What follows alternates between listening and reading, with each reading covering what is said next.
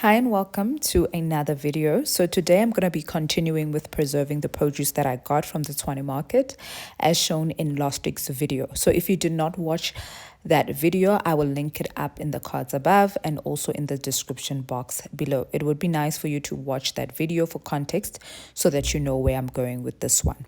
I'm going to start off with the beetroot. I will boil it and make sure that it's cooked because my plan with it is to can it so that it can last a couple of months. Then after that, I'm going to go ahead and wash the cauliflower and the broccoli and chop it down to the size that I like so that I can be able to blanch it, because with cauliflower and broccoli you cannot skip the blanching because it is very essential so that this stays preserved for months in the freezer.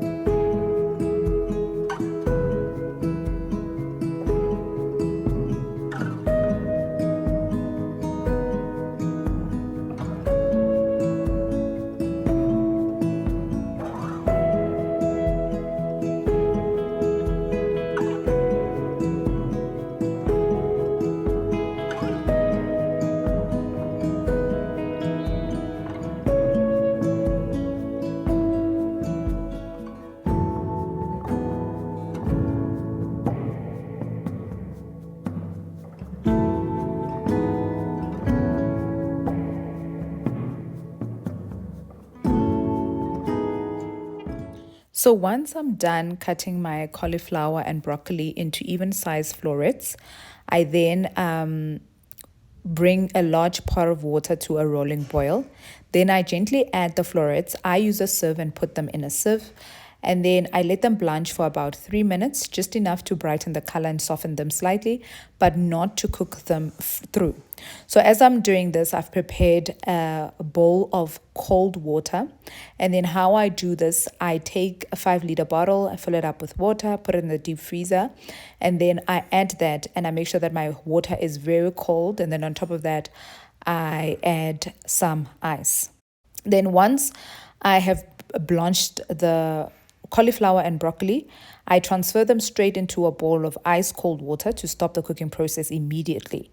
This keeps the cauliflower crisp, fresh, and full of nutrients. Blanching is so important for veggies like cauliflower and broccoli because it slows down the enzymes that cause flavor, color, and texture loss over time. So without this step, they tend to turn mushy, dull, or develop a bitter taste in the freezer. So if you want your cauliflower or broccoli to stay bright, tasty, and full of goodness, don't skip the blanching. Everyone needs a shoulder to cry on. Everyone needs a helping hand. Everyone needs someone to rely on. Yes, everyone needs a friend. So let's come together, celebrate each other, stand as one. We lift our hands up and pray. Lay all our love before Him with all of our faith. He is the change within us. There is a light. Let Him lead the way. Lift our hands up and pray today. Oh, pray. Everyone needs somebody to lean on. Everyone needs someone who cares. If we come together as one, help each other get stronger. We are bound in the name of the Lord.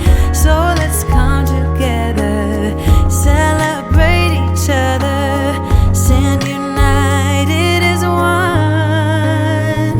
We lift our hands up and pray. Lay all our love before Him with all of our faith. He is the change within us. There is a light. Let Him lead the way. Lift our hands up and pray today. Oh, pray. Oh, pray. Oh, pray. Oh, pray.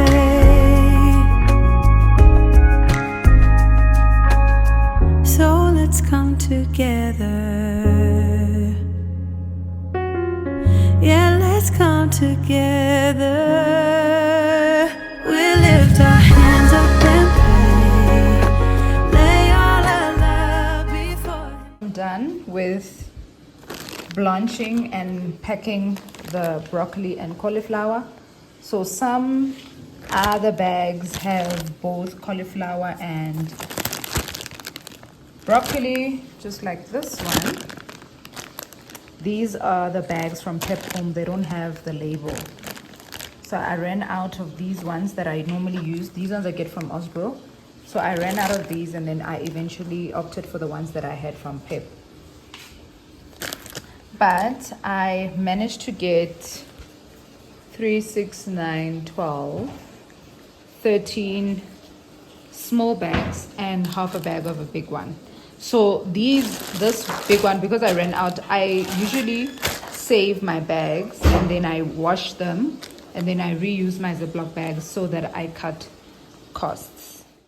So this is another day, and then I headed off to Checkers Hyper because I needed to buy some canning jars. I had some here at home, but they were different sizes, and I wanted to can the beetroot in one size jars. So I headed up, and then I'm showing you here in the store where to get them in the aisles and then how much they're going for. So when it comes to canning, you do not need to replace your jars and your rings each time that you can, but however you do need to change your lids, because once it seals, you get the seal and then you cannot reuse it again. So it's better for you to buy lids each and every single time. So the only place that I found here around that sells lids individually is Console. So I've been meaning to go to Woodmead and buy the lids there, but I couldn't go, so that is why I opted to go to Checkers and just buy the whole jar with the ring and the lid for my project for canning beetroot.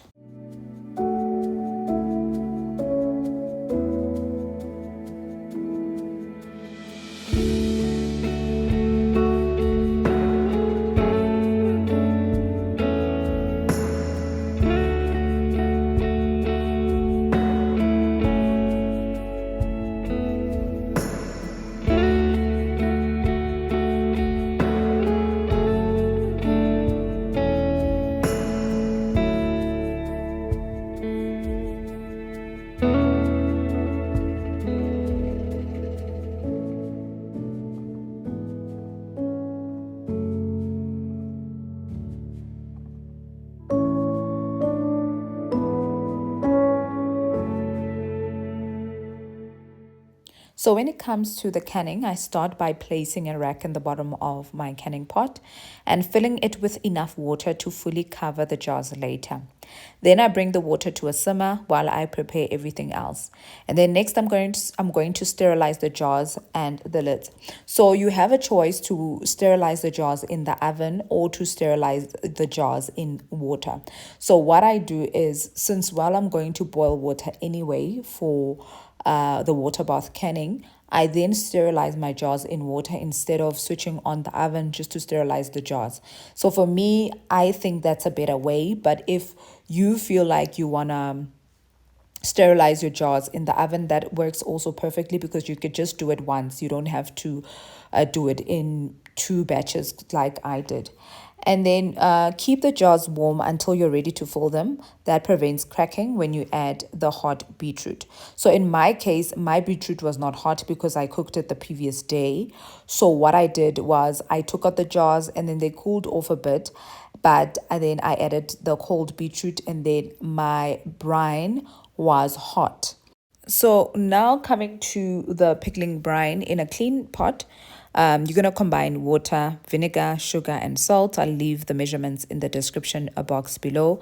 And then you can also add whole cloves, mustard seeds, peppercorns to add an extra flavor. But I can my beetroot in the way that I would like to eat it. So usually I don't put all those things in my beetroot. So I usually put sugar and salt. That is what I use also when I'm canning.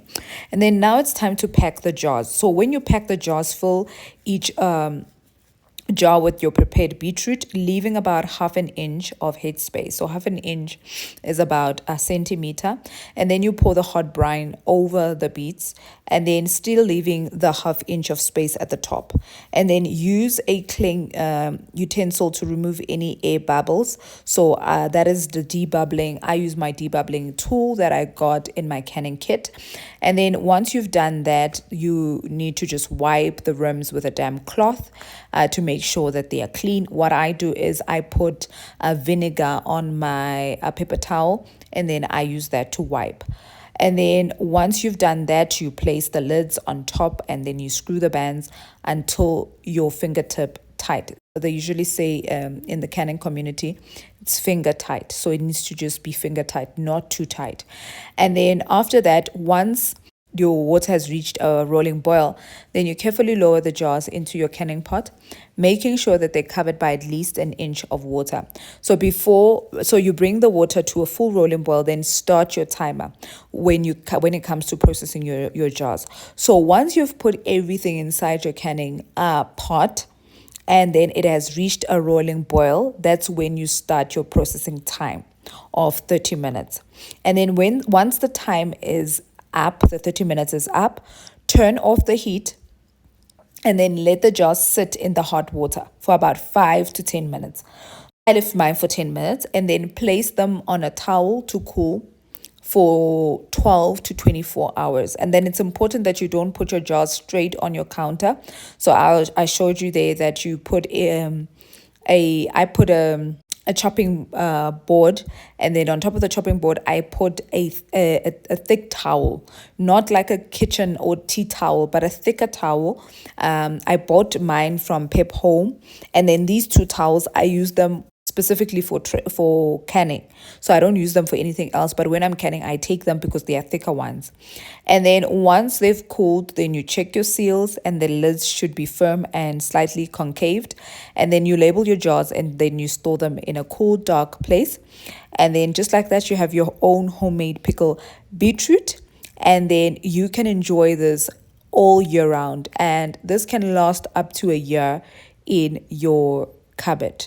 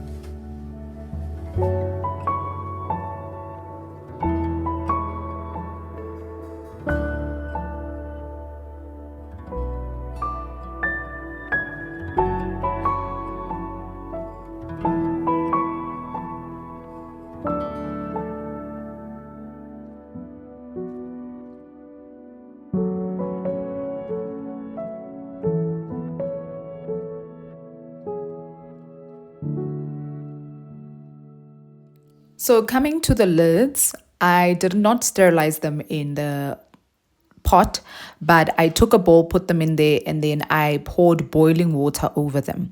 And then I left them sitting in the water. This helps your lids to seal better when you are canning. The magnetic tool that I'm using is part of the canning kit that I bought from Amazon. Then once I have put all the lids on the jars, I then put on the rings and it is finger tight, not too tight. And then after that, I will take my jar lifter and then carefully put them in the canning pot.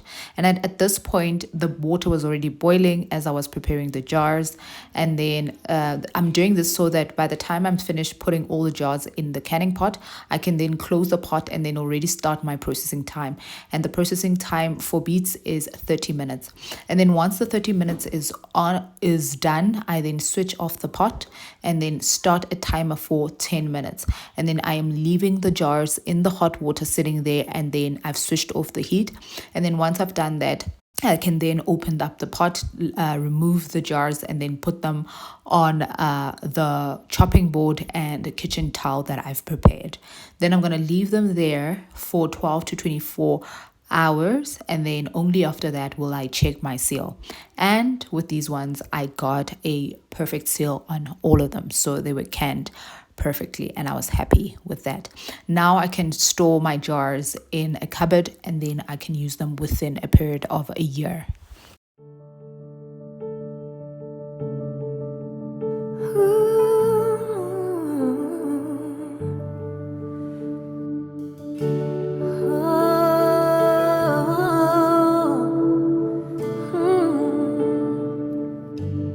It's always been you, Jesus. It's always been you, Emmanuel.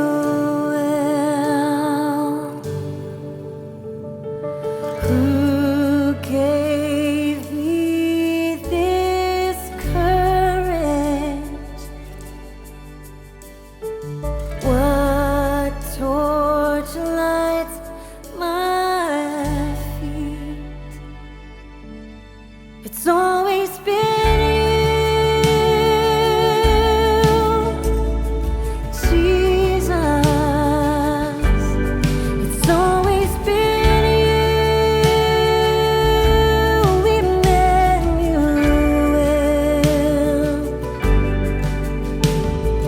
Who brings life to the morning?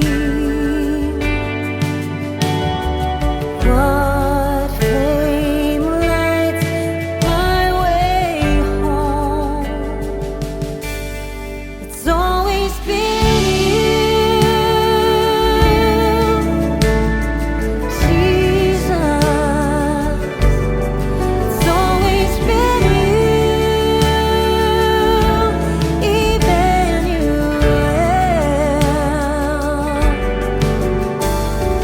I know I am loved so.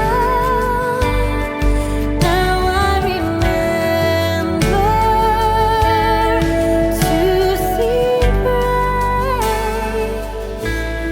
It's always been you, Jesus. It's always been you, Emmanuel. It's always been you. And just like that, I have my own canned beets.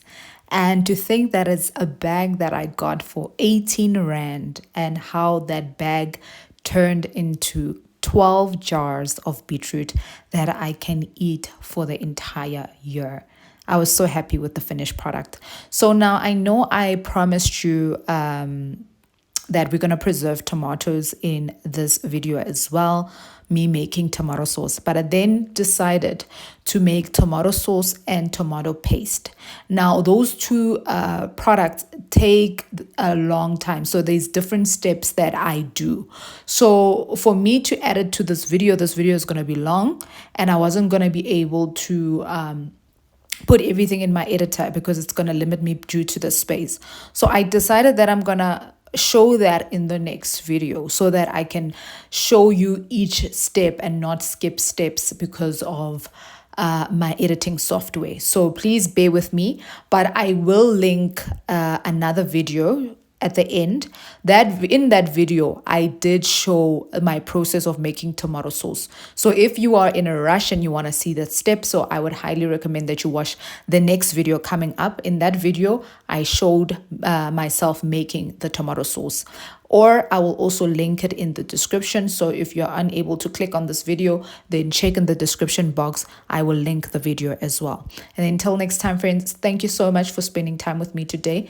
Stay blessed.